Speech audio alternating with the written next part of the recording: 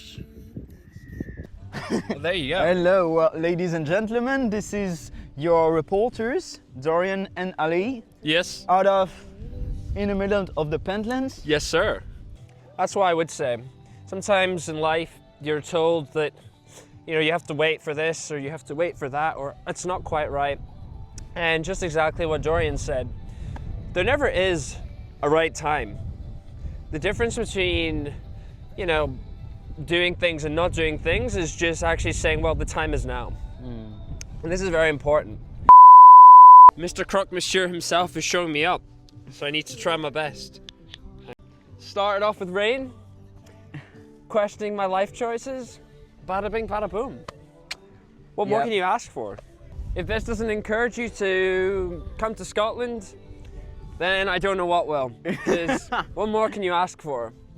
Good little camping spot, some good lager in Tennent's. Yeah. Lovely views in the background. When it's sunny, best place to live in. All things considered, like an hour and a bit hiking, and then maybe another 20-minute walk, and then we're here. Can't complain. First side quest is showing Dorian my back garden. This is my back garden. It's interesting because the first time that Dorian came here, actually, there was lots of snow and ice, and it feels like the perfect ending to this chapter by coming back to the same place that we first did our first side quest together at. So we went to the Pentlands. Yes. This time we went to Lauriston Castle and there was a snowstorm at some point. Yes, we did, yeah. That was quite an adventure. We were gonna try and go to Craman Island and we went at the wrong time. Yeah. After 15 minutes of walking, we got hit You with had the your hail. sunglasses on and everything. I had my sunglasses, exactly. And let's just say it was not the weather for sunglasses. And then we got to Craman Island and we definitely couldn't walk there and I couldn't feel my hands because I did not prepare properly. So that was a fun side Yeah, you quest. got to discover the area because I you did, didn't know the castle. Exactly. Sometimes the tourist becomes the tour guide, I think this sums up our friendship. Basically, I am someone that's super busy and you'll never really know what I'm doing because I don't know what I'm doing half the time. And so Dorian will usually go, if I don't hear from Ali, chances are he's doing something. And so sometimes I forget to message him and I'm like, oh yeah, actually this happened. And then Dorian goes, of course, I will see you tomorrow then. But it's good fun, it's nice because I think sometimes to be spontaneous is great in life. You only live once, and I think there's times to be organized and have a schedule, but also sometimes you need to learn to embrace the change and embrace being flexible. Yeah. And when life gives you an opportunity, you should take it with two hands because you never know what happens. Like the many side quests that Dorian and I have done have led to lots of great memories, even if they're not all on video. And new friendships. And new friendships as well, importantly, exactly. That's what I would say. Sometimes in life, you're told that, you have to wait for this or you have to wait for that, or it's not quite right. And just exactly what Dorian said, there never is a right time. The difference between, doing things and not doing things is just actually saying, well, the time is now. And this is very important. Sometimes I think it's good to take a risk, because the worst thing that can happen is that it doesn't work out the way that you expect it, and this is okay, because that means that you've learned something. It's, for me, I think one of my favorite catchphrases is, you either win or you learn. And Dorian knows this. And this is... Because you are a student of life, that's what he was about to say. Yeah, a bit of philosophy for you guys. Yeah. But I think it's also important that we actually take you guys back because it might be a foreign or something that you might not be familiar with. But actually, Dorian and I first met over the phone, actually, on WhatsApp. Yeah. Because I owned my apartment and I was looking for a roommate. The fantastic thing is that for Dorian, at least, he could not be there. But what I was offering was an opportunity to do a video call. and then I would take him on a virtual tour. So showing him the apartment through my phone. When I first met this man, he said, "Hey, my mom is here. Can she be part of this tour too?" And I said, "Yes, of course." But never did I think that I would actually meet her and she would actually stay in the flat. You never know what to expect, right? Yeah. But to be fair, that was my intention, to go out of my comfort zone. When I saw the picture of the flat on the website, I could picture myself cooking in it and everything. So I thought, that's the one, and that's actually like the second flat that I applied to, Yeah. you know? And I was not even the first, I was like the fourth on the list. He was the fourth person that saw the flat, but afterwards he messaged me after and said, "Hey, when I get the flat, we'll play pool." And that's exactly what we did on the second night when Dorian moved in. We went to the Chanter bar and we played some pool. The problem is that Dorian is a little bit, he's a little bit sore because the last time that we played pool together, somebody was the champ and somebody Wasn't. I don't know what happened, but he thinks it was just a fluke. But all I'm saying is that it's all skill. But no, we've had many pool games. Yeah. And I found out all about the pool Bible, which is fantastic. So it's nice that You I did can not beat forget the guy about that made the pool Bible. So You know what? I'll see him in a couple of weeks now. So I will call you while being with him, so you get to actually talk to him in person. Okay. The original co-founders of the pool Bible. Bible. We Yeah. definitely need to finish that one. But yeah, that was one of the crazy ideas we had. So talk to me about Edinburgh University. What is the differences between the teaching style in France versus here? And what do you like and what do you not like about Edinburgh University teaching? Very interesting. That's the opposite, I'll say, teaching method they use. Because back in France, for example, you have more hours, in-class hours. The amount of work is basically the same, but you are more helped. You've been given more advice, or you get to, for example, submit your work in advance, so you can have a feedback and actually come back through it if you need it, so you get to correct it. Whereas here, you have less in-class hours, but you have to work more then. Even if the result is the same, as you are less helped, you have to compensate this by working more then, and digging into it by yourself. I would rather prefer the French experience, to be fair, because that is what I'm used to. Yes. But that's great to be left on your own sometimes, because you get to, yeah, I'll say, go for it by yourself, you know? Yeah. And especially here, like, the thing is, you're pretty much on your own most of the time, because I didn't have a friend group or anything. I mean, a friend group that was in one of my class, so you had to do it alone, you know? So in fact, yeah, you're kind of proud of what you did, but I'll say the working experience could be better in my opinion. Okay. But I think that's pretty legit according to the Scottish system. It's just like something different for sure.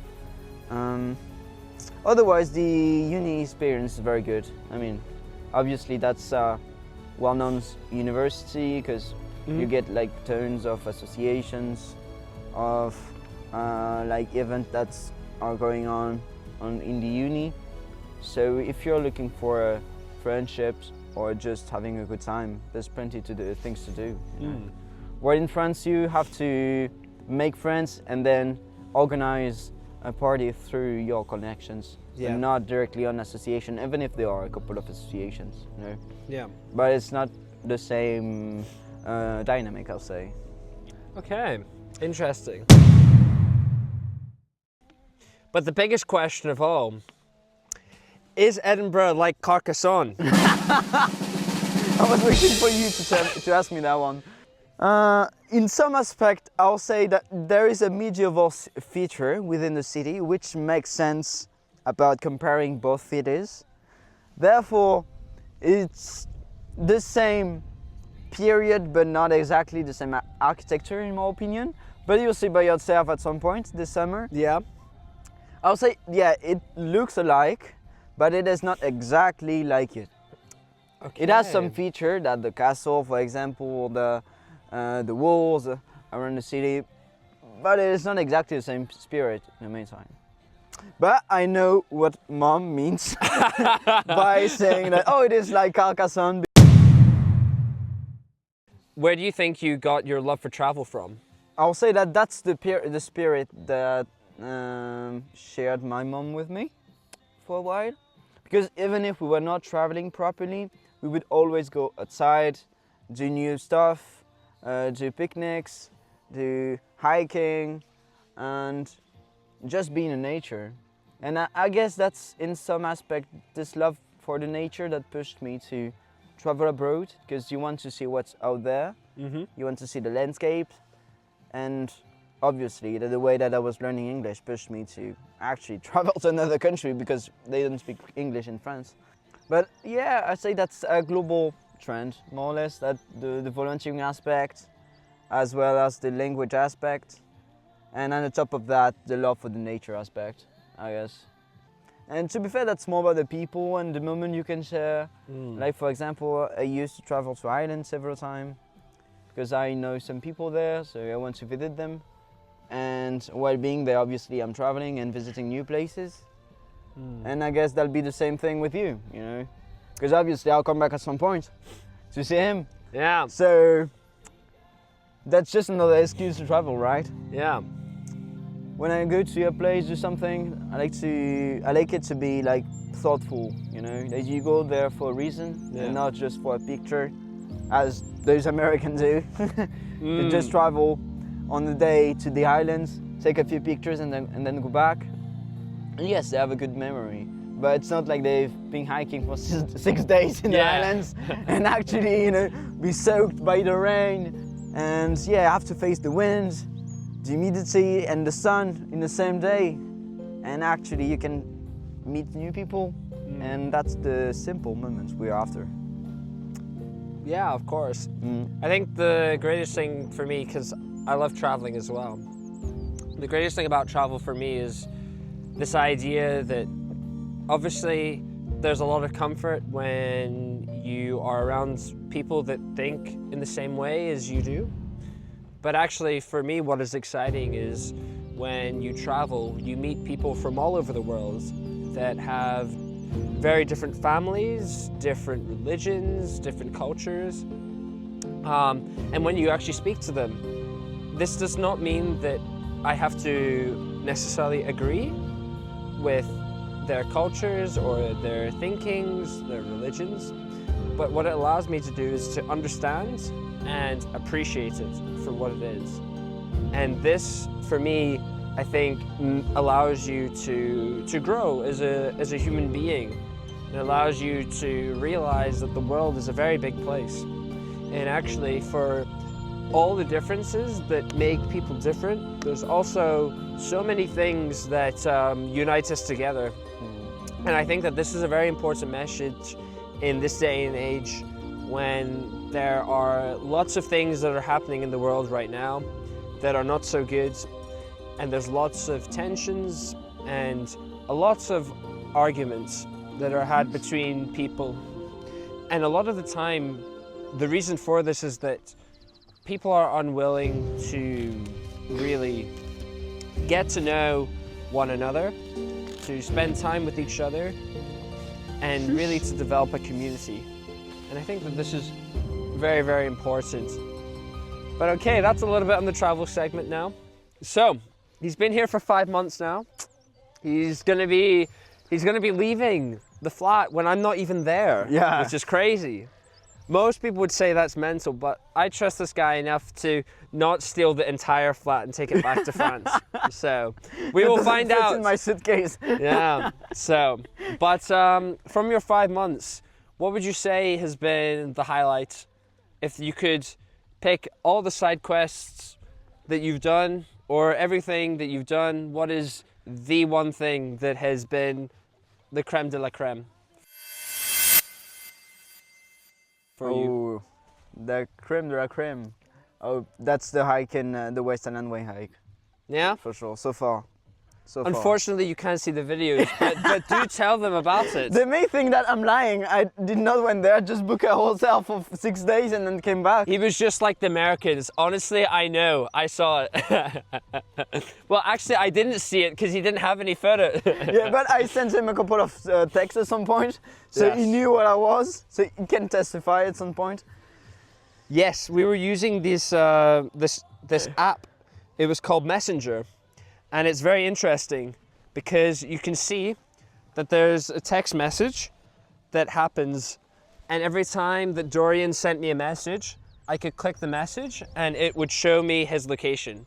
So I can confirm that even if he doesn't have any videos, you can still tell him that he didn't do it, but he did actually do it. So we have to give him some credit because it was a very big walk. And what made it the highlights? What was the things that you enjoyed? Was it the views? Was it the people? Was it? I think that's a mix of everything. Of course, the landscape was breathtaking. That was very awesome. Was it like the mountains in France? That was Carcassonne. No, It's always Carcassonne. That's always the answer. the thing is, even if it can be similar in some aspect, the vibe is unmatched and be very unique to the place. I'll say that the highlights were with the people, surprisingly, because even if the landscape was breathtaking, if you're on your own or if you actually with some people, that can change the whole atmosphere of your hike. For the exact same level, for the exact same distance, for the exact same time, if you are alone or with some people, that is not the same hike. which is a great thing that I did not know, to be fair, because I just assumed that was the same thing, with just you were not speaking, obviously, which which was false because I was speaking to myself, and from time to time I was being passed by some people, and I hope that they did not call me crazy by the time. I assumed that you would pass by some people, you would chat with some people, but like not spend 3 full days with a guy, for example, that I met on the way named Anthony. If you're over here, shout out to you. That was a great thing to meet you, obviously. I think that the best memory I had in this hike were with some people, even if I had a good time with myself as well, because that was such a great experience to actually have the ball to say, you know what, I'm going on my own, regardless if I have someone else with me or not, because I knew where I was going. I had the book, I made some plans like a long time before, so I was very confident, as well as my physical abilities. But yeah, to take a laugh with someone, to chat for a while, that can make it seem easier than it is. So you touched upon hardships, and Yep. so far, every time I'm sure that Dorian has called you guys, he said, wow, this is a fantastic place, everything is amazing, this is great. But obviously life is not always like that, and sometimes I think this is the problem with social media, where we always like to present the best, and sometimes we like to hide the things that are not so good. So what was maybe something that you either struggled with or you found difficult over these past 5 months? Whether it was something that you didn't expect, or maybe you expected that this was going to be tough, and ultimately what do you think you did to resolve this toughness? I enjoyed every minute of this experience, for sure, as I do in my everyday routine. Even if nothing happened, you need to enjoy it, because that's a gift, not a promise. And I think it is what it is about. What I found tough, I mean, to be fair, the area is lovely, the people are lovely. I guess that, yeah, to find my way out of the uni was a tough period, to be fair, but that was a very short period. But in the meantime, that was exciting, because you get to know where the rooms are, the classroom are, where everything is, to figure out the paperwork, the administration paperwork was such a pain. But I mean, once you've done it, you don't need to worry about it anymore. Otherwise, I mean, I had great time with great people. I got to explore the city a lot, to walk a lot. I walked out so much. I think, because I've been away, I'm used to being away from my place, you know. I do that like quite often, like for several months, 4 to 6 months. But I think that was the longest period I've been away so far. I'm okay with it. But in the meantime, I know what I get and I know what I cannot get while being abroad. I am both obviously a bit, sad to leave Scotland, but in the meantime I know that I'll see my family, I'll see my friends, but it made me realize a couple of relevant things, to be fair. Like the fact that if you stay at the same place doing the same thing, then you don't evolve. And because you don't meet other people and you don't get to experience new things. Yep. While if you actually go out of your comfort zone and do new things, new stuff that you don't especially are after in the first place, Yeah. then you will evolve. That's the main thing in my opinion. And so that made me realize this, that if you stay at the same place all your life, you don't evolve. I'm okay with it, but it is not my objective, to be fair. It's not my goal. And obviously, I'll say that your environment defines who you are in some aspect. Like if you are in a very remote location in the countryside and don't see anyone but your family, then you have a different mindset than someone that lives in a city. That's a fact. That's a fact, I guess. That's when you are looking for discomfort, that you are actually both evolving and being in your comfort zone at some point. There have been lots of insightful answers that Dorian's given you tonight, but I thought I would end this little Q&A at least asking Dorian all the questions with the most important question of the night. Would you give me 5 stars on the app? If you had to describe the one and only magnificent Ali T in 3 words, of course, about you. what would you? Of course, I'm the main character. Would you 3 words to describe 3 words. who I am? I'll say spontaneous, of course. I'll say given, but given without expecting anything. But giving, it's 1 word. And then I'll say quest. I'll keep the quest of the side quest. And it is what it is. And I think it's, in some aspect, the way that I am too. That's why we have such a good connection, you know? Because we're both very giving people. So obviously when you give without expecting anything, we're content with anything that you have back, you know? And that's what matters the most, you know? And as a joke, I was saying that's the healthiest relationship I ever had. And No fights in 5 months. That is incredible. And I think that's true. That is true, you know? Because we both good cook. I mean, he's better than me, but whatever. Oh. We both like to jam, to do crazy things, very random. And I think it's all about it. And none of us is self-centered, nor like want to show off about anything.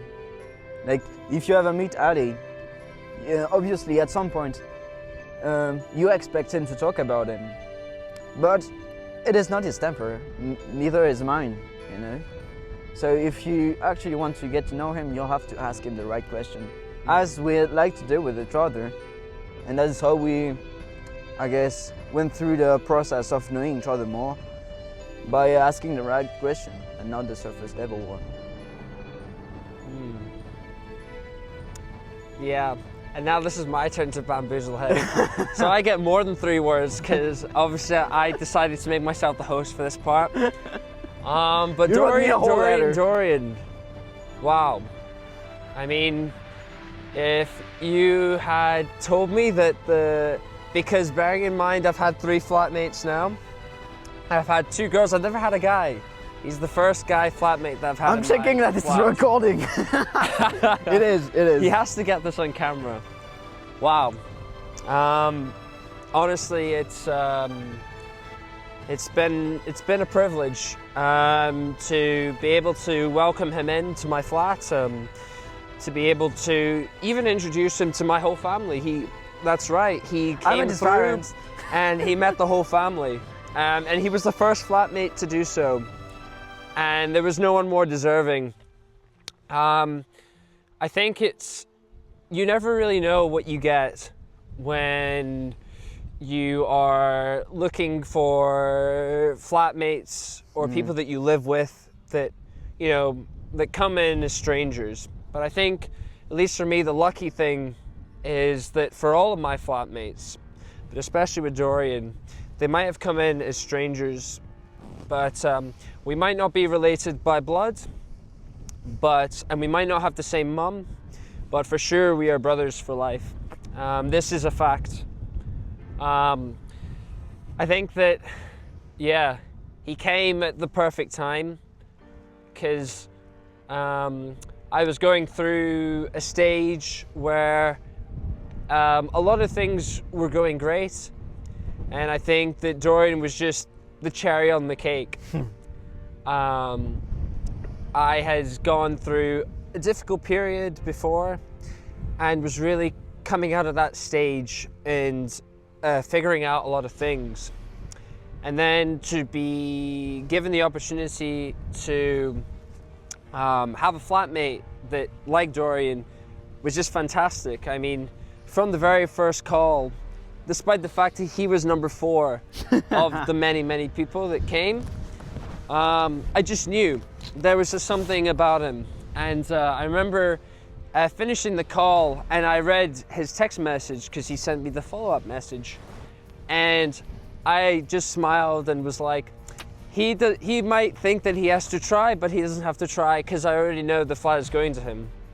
I remember having the conversation with my parents because they were asking, oh, are you sure you're going to go for another exchange student and not someone that's actually working? And I said, of course, because obviously that's very exciting. And for me, it's always nice to meet someone that isn't from the same place as I am, because it also gives me a place to go back to whenever I go travel.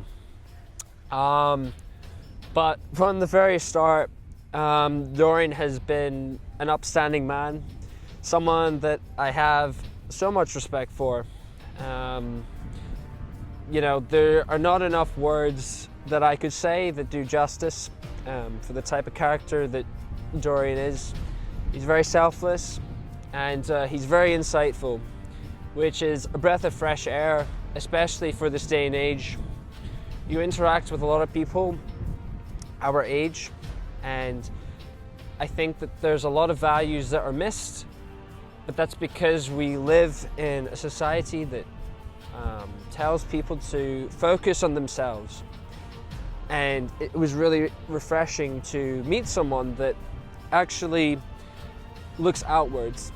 They look at their surroundings, they look in their environment, and they go, not just about me, but how do I go out and present myself to everyone else? How can I help other people? And this is something that I admire from him. I think really the cherry on the top was going on the West Highland Way. And for a bit of context, this man had been planning this trip from the start. And unfortunately, I couldn't make it because of work. But he had planned this whole trip and had planned to do this trip with one of his friends. And unfortunately, for one reason or another reason, this person couldn't come. And I know the amount of work that Dorian had put in to plan the whole trip, to make sure that it met all the requirements for this person. And I know a lot of people, if they were told by their friend that they were no longer able to go on the trip, they would have said, you know what, I'm not going to do this anymore. That's crazy. I'm not going to hike solo, why not? But this man actually did it. and that takes cojones, or balls in English.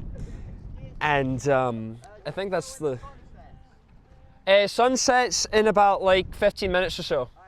No problem. Have a good evening. But this guy did it, and I was like, wow, okay. And as he said initially, he said, you know, I'm gonna go for a day or maybe 2 days and I'll come home. And in the back of my head, I was going, there's no way. I know this guy, and when he sets his mind to do something, he's gonna do it. And so I wasn't surprised when day 2 came around and the flat was still empty and he wasn't there. And I just got the, hey, I have no Wi-Fi, but I'm here. So I had no doubt in my mind that this guy would have done it. And I think that's a testament to Dorian, and obviously to you, Lulu, because you've done a great job. And I said this to you in my broken French. Yeah, what a fantastic son that you have. I think that, you know, you should be very proud, because certainly if I was a parent and this was my son, I would be very proud, because he really